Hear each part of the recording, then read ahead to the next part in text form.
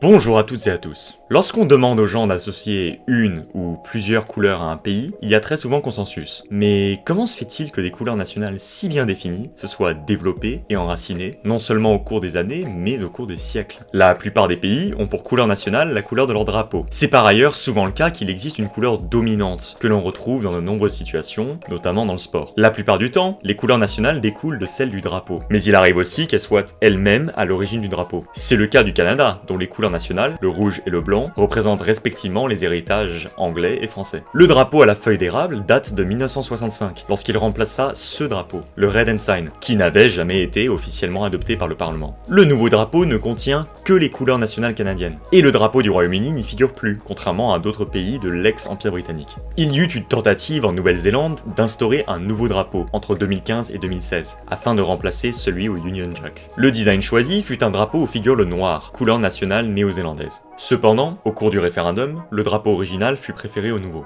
Ceci nous mène aux pays ayant des couleurs nationales qui ne figurent pas sur leur drapeau. La Nouvelle-Zélande en est un exemple parfait. Sa redoutable équipe de rugby, les All Blacks, joue en noir. Cette couleur de maillot date de 1888. Et le rugby néo-zélandais a tant forgé l'identité nationale de ce pays que le noir est désormais considéré comme une couleur nationale. C'est aussi le cas de l'Italie, qui utilise le bleu-azur pour de nombreuses équipes nationales, notamment la Squadra Azzurra, l'équipe de football. Cette couleur a pour origine la couleur de la Maison de Savoie, famille royale italienne jusqu'en 1946. De la même manière, on remarquera que l'équipe nationale allemande, la Mannschaft, joue en blanc. Le blanc et le noir étaient les couleurs du royaume de Prusse, le royaume à l'initiative de l'unification allemande. Même si les couleurs officielles allemandes sont le noir, le rouge et l'or, les traces de l'histoire allemande antérieure au 19e siècle subsistent sur les terrains de sport. Dans le cas de la France, les couleurs nationales sont, comme vous le savez évidemment, le bleu, le blanc et le rouge. Et que le blanc représente la monarchie française, représentant l'unité et la réconciliation entre le roi et le peuple parisien, notamment lors de la fête de la nation.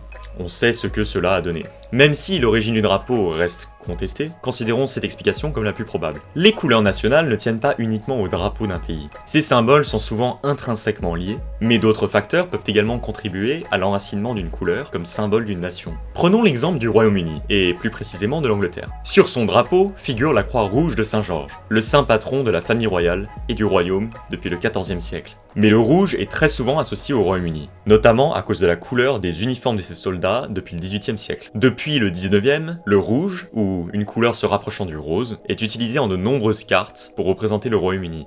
Un exemple très intéressant est celui de la Chine, dont les couleurs nationales sont le rouge et le jaune. Évidemment, cela ne représente pas le sang des manifestants de Tiananmen et la couleur du ciel de Pékin, mais les couleurs du communisme. Cependant, il n'aura pas fallu attendre la Révolution pour que ces couleurs soient importantes pour les Chinois. Le rouge symbolise traditionnellement la joie, la prospérité et la chance, et le jaune est une couleur de puissance. Une aubaine pour le parti communiste, j'aimerais dire, puisque la culture chinoise donne un a priori positif à la symbolique du communisme. Les couleurs nationales sont des éléments très importants dans la vie d'un pays. Elles affectent la manière dont nous sommes vus à l'étranger, sachant qu'une couleur ne laisse jamais indifférent. Elles peuvent être gage de qualité, ou en tout cas de prestige. Les couleurs nationales sont communément mises à profit d'images de marque, avec des produits et des services qui s'approprient les couleurs d'un pays, afin d'attirer le consommateur en faisant vibrer sa corde patriotique, ou en vantant un héritage prestigieux. C'est une marque de soft power. On voit les couleurs nationales employées dans les jeux vidéo, dans la mode, dans les transports, etc., etc. Regardez autour de vous.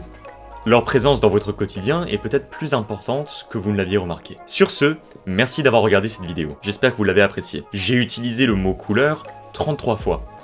C'est un record. N'hésitez pas à vous abonner et à laisser des suggestions dans les commentaires. À bientôt. Votons Jacques Chirac, en avant toute la nation.